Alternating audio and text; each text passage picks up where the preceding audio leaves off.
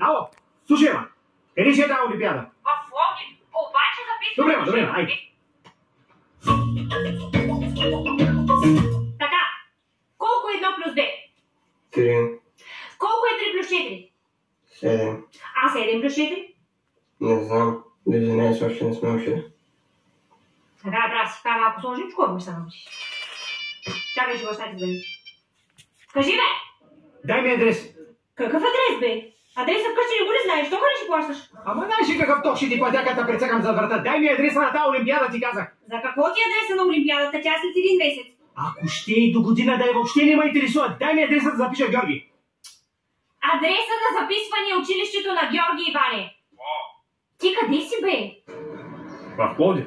Какво правиш в Пловдив, бе, лунатик? Какво правя? Ти какво ми каза, като пита къде е тази олимпиада? Нали ми каза, че е у Пловдив?